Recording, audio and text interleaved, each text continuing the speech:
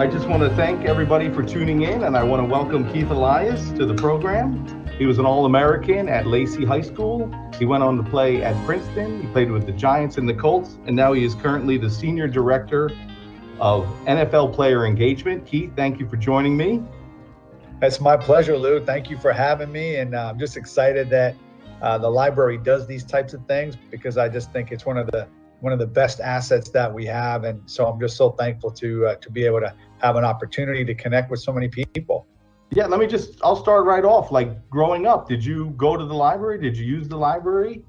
Yeah, well, so growing up, I lived in Lacey, but my mother was a school teacher, and so school education was always really a big part of our life, and that didn't end in the summer. So my mom always had us signed up to the summer reading program, Sure. And I'm so thankful she did because she instilled in us a love of reading, writing, just creativity, imagination, discovering new worlds and worlds that exist and ones that don't, and so I that love affair with the library has stayed with me.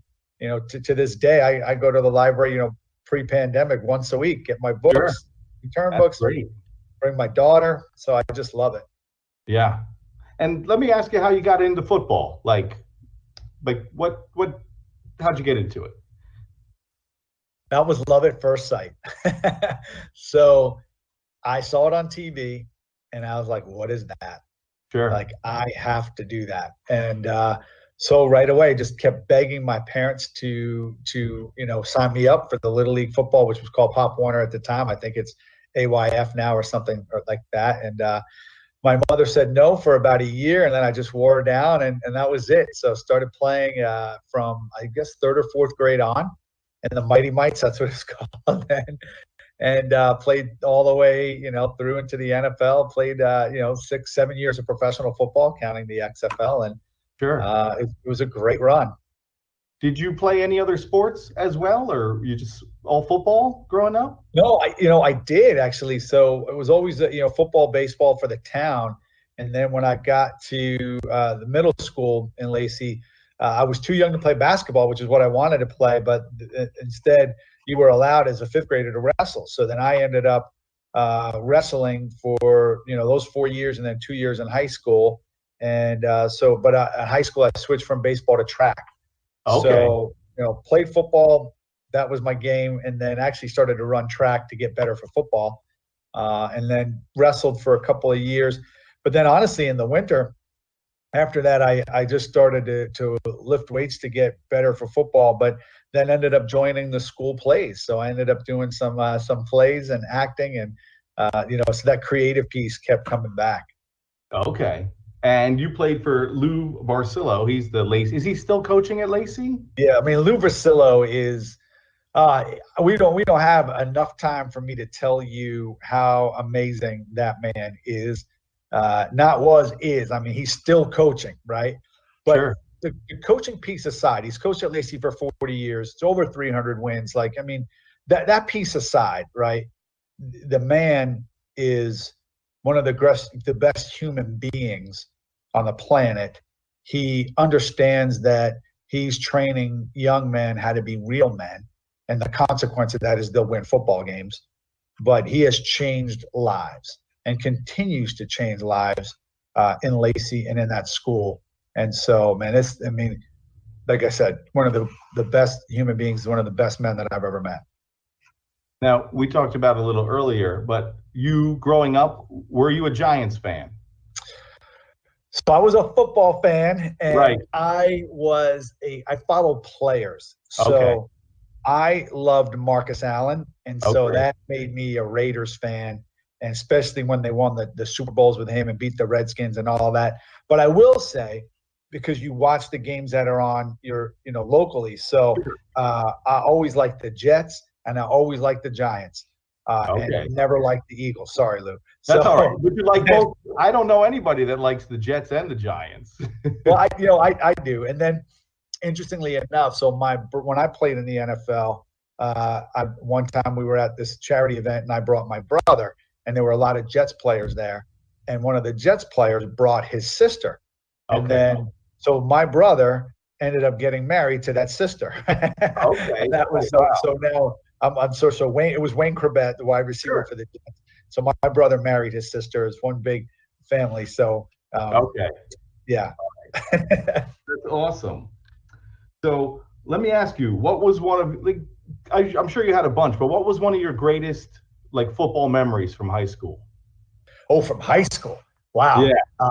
Yeah, from high school, I have to say, my junior year winning our very first state championship, beating Woodrow Wilson Camden on the last 3 seconds left, last second field goal by Carl Terracone. And just, I was on the wing and watching that thing go in and realizing that we had just won the state championship and beating a team that was highly favored.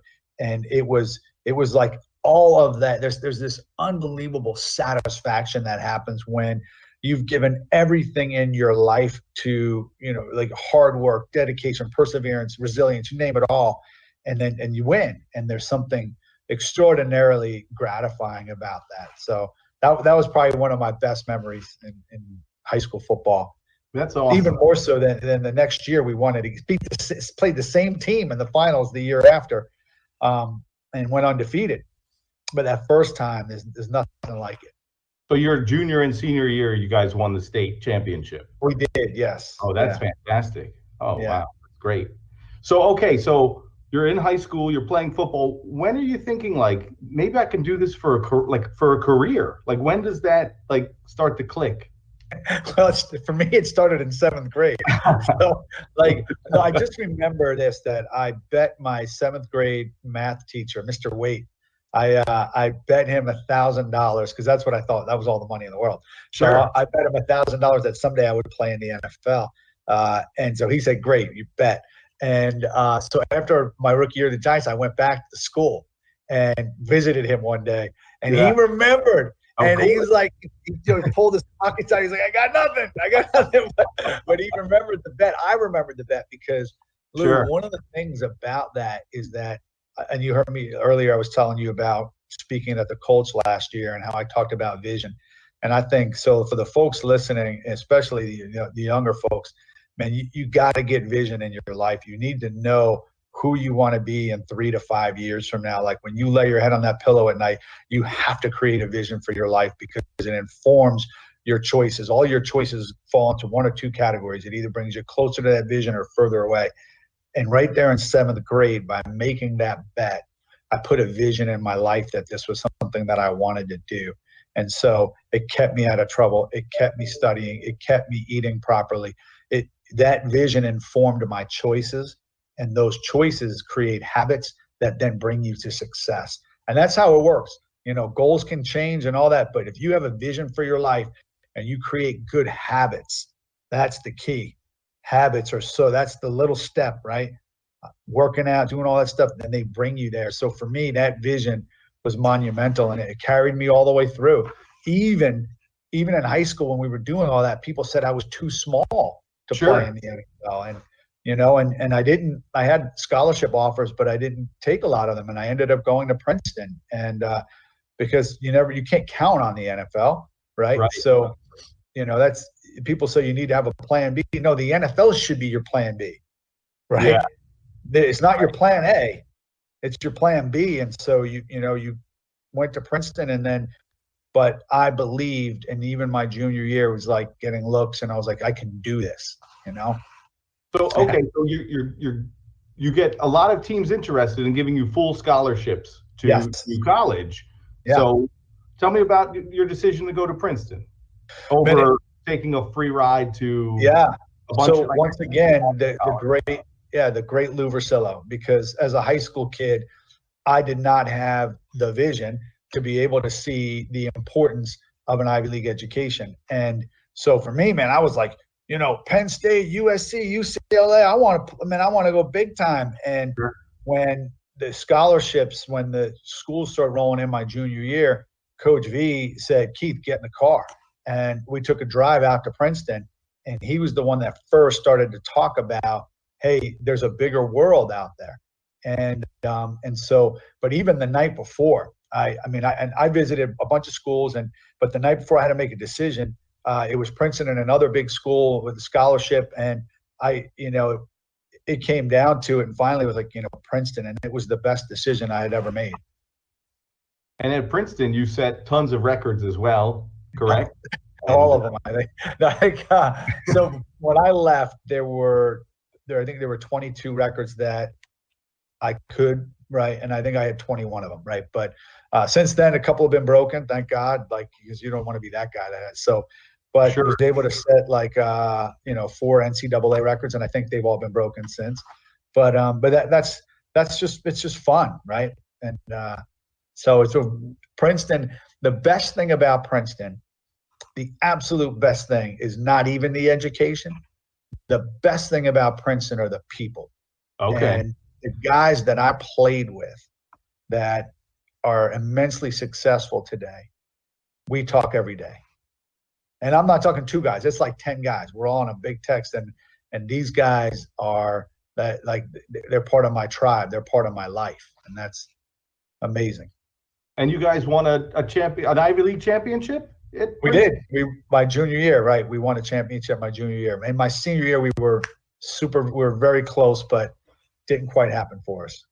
Okay. So now you get done Princeton, and now you're thinking, okay, NFL. So Tell me about that process. You're done now, and now you're thinking, I got a shot. So you don't get drafted, but you went to the combine? I did go to the combine, and that was humbling because just based on alphabet, my roommate was Marshall Faulk.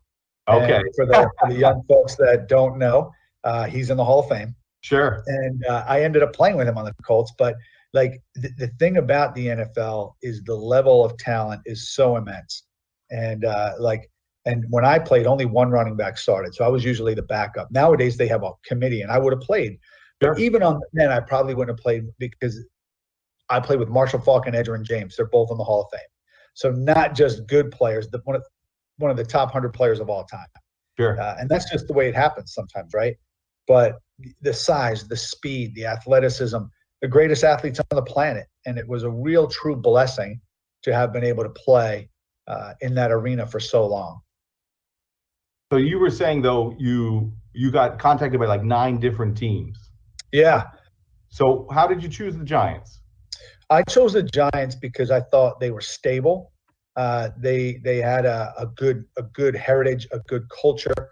I thought that it was good because they were local, right? My parents could come and Sure. that sort of thing. And I felt like they had an established starter, and I thought that was good for me at the time, so that they weren't looking for me to start right away, and that would give me a year to get acclimated because I knew that and I would say this, the difference between the college and the pro game, it's a different sport. It is a different sport. And to this day, where all my college buddies, they love college, I can't even watch college football because it is so, to me, it is so sloppy compared to the next level. And the NFL, I tell you, Lou, it is unbelievable. The worst NFL team that has ever existed would trounce the greatest college football team that has ever existed. The level's that different because You're talking about look at a Tom Brady, right? This dude has been doing it for so long that Mahomes might not have been born when he was playing, right? Right. So when you take that level of knowledge, the amount of games that's played, the gamesmanship, the tricks, the things that NFL veterans know, it's overwhelming. Yeah. So were you backing up Rodney Hampton at the time? Is that who it was? I was, right. My first year, Rodney Hampton and Dave Meggett. Okay. And then the next year, I replaced Dave and became the third down back for the next couple of years before I went to the Colts. That's nice that you got to be because that's now every team has very few running backs play all 3 downs. It's right. You got the running back, first and second, and third down. You got your pass catching back. So that's great that even back then you got to be a third down back and play and things but I think Dan Reeves was ahead of the curve on that. And today's game mostly resembles that third down game, which is why I said to you, Lou, I would give anything to play in today's game. That wide open, you don't get hit, you get a couple of free yards, and the linebackers are your size. Right. The linebackers that played when I played, they're like defensive ends now. Sure. Right. So it's just a different game. Yeah, totally. Totally. But let me just ask one more thing about when you were in college. Was it all year round football? Was it like you trained all year round? That's all you did, or were there time off or things like Yeah, that? yes and no, right? So I think like the NCAA at the time, and this was also 20 years ago. There were seasons, right? So we had spring ball, but it wasn't like, again, a big Division I school where you feel like it's your job. It didn't feel that way, but I wanted it that way. So a lot of it was they didn't need to tell me I needed to be there. I was there anyway. Sure. So I don't know what was required or what wasn't. I was just always there. So in Sure. the off season, I was working out every day. I was watching film every day. I was doing what I needed to do to get better. So for me, it was year round, but it never, like you have to make sure you prioritize I call it the priority of love. At the moment, like during the season, maybe I could let this project float a little because it's not due till the spring. But once that's done, man, you got to drill into that school piece to make sure it doesn't slip. And in the off season, school was the priority, and then that's how you have to look at it. What did you go to school? What did you major in college? So I actually majored in history, which to me was like, it gave me so many options when I could go to law school. I could do, you can get involved in Wall Street. You can do what, there's so many different things. And at Princeton, they didn't really hit that your major should be where you go work. It was, we're going to teach you how to learn. And so that when you leave here, it doesn't matter what you do. We're going to teach you the concepts of how to learn and how to educate yourself. And that has served me well, because I believe that we should all be lifelong learners. And in today's world, you better be, because innovation has just happened so much quicker. And so absolutely.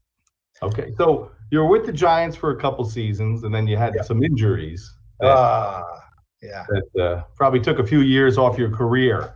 What was that like when you were dealing with the injuries? Like, how were you feeling? And were you thinking like, that's it, it's over? Or Lou, it's awful.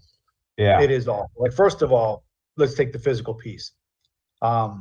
Ligaments weren't meant to snap. Bones weren't meant to break. right. It's painful, right? The worst part, though, is the emotional, spiritual piece. So my first was my rookie year, and it was Thursday night against the Cardinals, and I was getting playing time. And so I got the ball and made a great move off the left side, 7 yards up the field. And right there, Lou, in my brain went, I can friggin' do this. I was so pumped. And as I was being tackled, Wilbur Marshall fell on my heel and just, boom, snapped my ankle, right? And that was the year. Yeah. So then what happens is they draft Tyrone Wheatley, they get Herschel Walker, they bring in all these stud players. They don't know what you can do. So now you're back at square one. You have to fight to make the team. So the second year, I was able to make the team, and then also was the unsung hero of the year for the NFL Players Association for the Giants. So I had an amazing year, right? Yeah. Block punts, just doing great things. Then, so going to my third year, now I'm the guy, right? Like, Meggett's gone. Like, I got the spot. I got the role, and I tear my knee. And so, like, every single time, and then I sit out for a year because you got the torn knee. Then the new coach comes in, right? So he doesn't know what you can do. Right. That's when I end up signing with the Colts. Okay. But then you're behind Marshall Faulk. Right. Just happened to be one of the top 10 running backs of all time. Sure. And then Edgerrin James. So, right. So it just never found that niche, never found that sweet spot. In those 2 years when I was like, really felt I was really good. Like, I never got to show the world what I could really do. Sure. But super thankful to have been there, because guess what, Lou? Those injuries, that could have happened in college. Right. And then I never would have been able to make the NFL. Right. We'll talk a little bit later about it, but or maybe we'll just talk about it now. You worked with the transitioning for players. Yeah. And now, so you started with that, and then now you're the senior director of NFL player engagement. But I read that you did a lot of, like, you mentioned that each team has like a transition kind of like coach, or No, so each team has a director of player engagement. So they're tasked, right, really with the off the field development for the players, right? Financial development, emotional development, like, all of it. And but when you leave the game, there was nothing, right? And it was a little bit like it's like leaving the Wizard of Oz, like leaving Oz and going back to Kansas, right? It's like this bright, colorful world that is so amazing, and then you're alone. Like your friends are in the locker room, your life is in the locker room, and so there are significant challenges when you transition. Financial challenges. How do you go from making that much money to making nothing? How do you go from that much notoriety to nobody calling you back? How do you go from being super popular to you don't know who your real friends are. You don't know who your real relationships are, and it can get depressing. Not to mention there's a physical piece. You're not working out. There's a physiological piece, and so all of those combined can lead to some very specific issues and trouble. And that's why Troy Vincent, who ran player engagement at the time, created a transition coach program where we trained former NFL players like myself to lock arms with guys and help navigate that transition, almost like NFL life coaches, if you will, but very specifically trained for that transition piece. So that's what I did for a number of years, and my relationship with the NFL grew until I took over that program and created what was called the Bridge to Success, which is now called Life Beyond the Game, which is basically the biggest transition program in all of sports. And we get hundreds of NFL players and their significant others every year that go through this program, 4-day program, but 6-month follow-up with the coaches. And then that led to then getting involved in the other aspects of player engagement, the rookie onboarding, rookie orientation, personal and professional development. And then as you grow in the business now, I co-lead the entire NFL player engagement, which encompasses all the substantive programming for all players. We serve, we equip, and we empower players throughout their NFL experience and then throughout their lives. So when you played, this wasn't really a thing? No, didn't exist. There wasn't like you got to the team and you didn't meet with like a life coach or somebody to kind of like financial advisor, like, hey, you're going to be making all this money and you say about compound interest. No, nothing like that. No, but that's why it was so needed. And as players now, they're savvier than ever, smarter than ever. They listen, they apply it, and they're more successful than ever. Yeah. Well, that must have been it must be super rewarding to give back to the NFL and to all the players. So I think it's rewarding when you change a man's heart, can change a relationship that that you're helping, like you're influencing an influencer, right?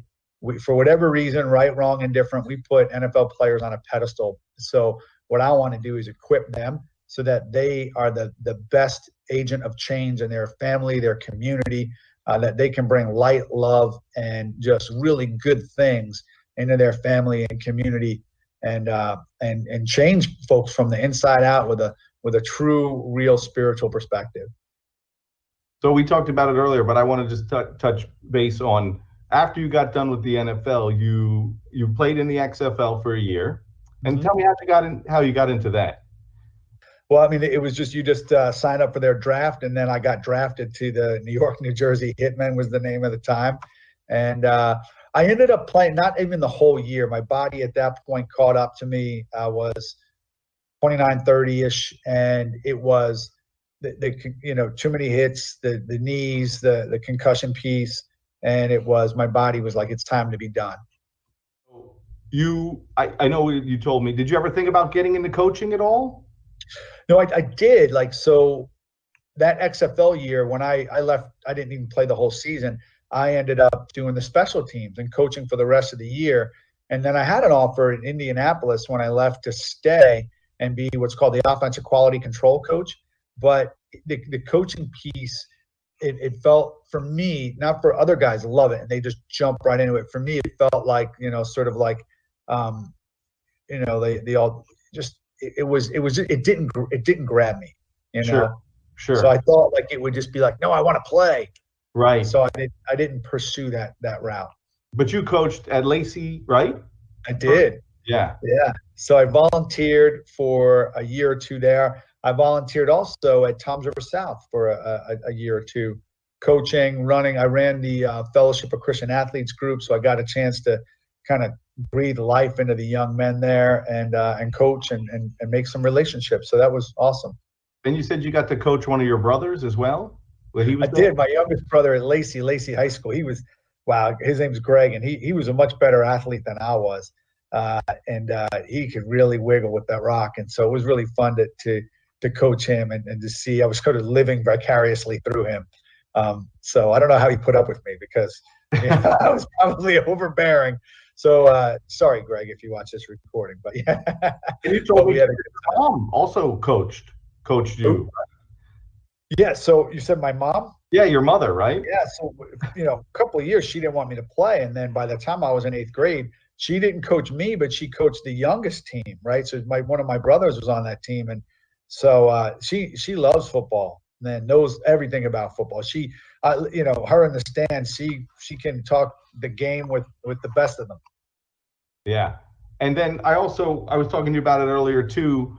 You became a motivational speaker after. Is that you played and then you coached, and then is that what you started doing before you got involved with the NFL? Yeah, no, so after the NFL, I was trying to figure out what it is I wanted to do, and you kind of fool around with some things, and I was getting involved with real estate. But while I was involved with a real estate in North Jersey, real estate company, somebody invited me to speak at a school.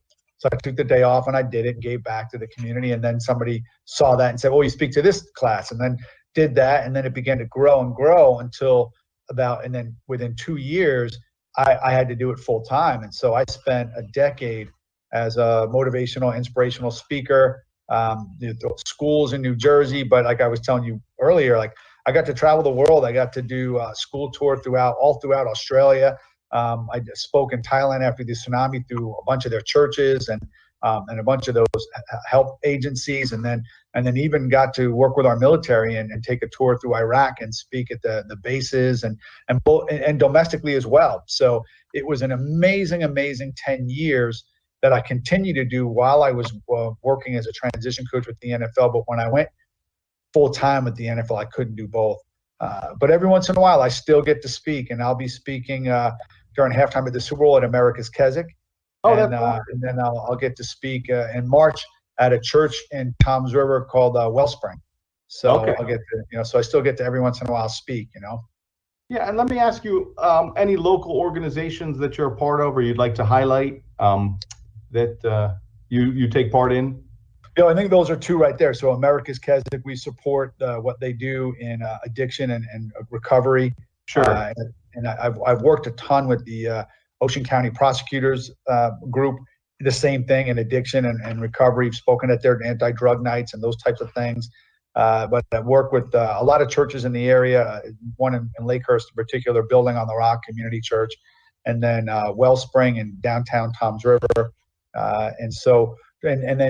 And the one I work with in the county is the Fellowship of Christian Athletes. So speak at their camps, do a lot of stuff with them, all in the name of just trying to breathe life and love into people everywhere that I go.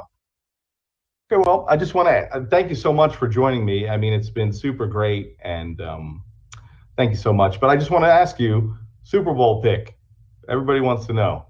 I know, and that Tom Brady makes it impossible because, like, I don't know if he's the greatest quarterback of all time, but I will tell you the facts bear out that he's the greatest winner of all time. Yes. So it would be, my head would tell me that the Chiefs will win, but evidence tells me that Tom Brady will find a way to end up being the greatest winner of all time. So you're picking the Bucks. I'm picking Tom Brady, if that's possible. But I would love to see the Mahomes take it again. I'd love to see that back-to-back because it's so rare. And I think so. I'd love to see the Chiefs take that and Andy Reid to sort of solidify his career as a Hall of Fame coach. Although I will say I love Bruce Arians. Bruce was the quarterback coach. He was Peyton Manning's quarterback coach when I was on the Colts. And Bruce, so you want to talk about the GOAT? Well, Bruce can tell you because he coached Peyton for his career in the Colts. Then he coached Ben Roethlisberger with the Steelers as an OC. Now he's coaching Tom Brady. So I don't listen to anyone else's opinion. But when I see Bruce again, I'll ask him, and we'll find out what happens. But I know that you got to go, Lou. But I just want to say to everybody who took the time to be here, thank you. I really appreciate you allowing me to speak a little bit, tell you my story, maybe speak a little wisdom into your life, and just really know that there's a purpose and a plan for your life, and that God loves you desperately. And I just pray for each and every one of you for your life and for this community. And thank you so much to the library for allowing this time. So Lou, you've been great. It's been great getting to know you. It's been great. Thank you so much. I really appreciate it. And the whole thing about having a vision is something that like everybody needs to get. And you had a vision in 7th grade and live your dream. And it's right. You did everything you could to make that vision happen. So. Yep. And again, though, it wasn't just all me. Like I said, there were so many people. I was so blessed, like Lou Versillo, my mom, my dad, who supported it. And like I guess, like I really have a strong faith, and I know none of this would have been possible without the big man in my corner. So, but I appreciate it. So thank you so much again, everyone.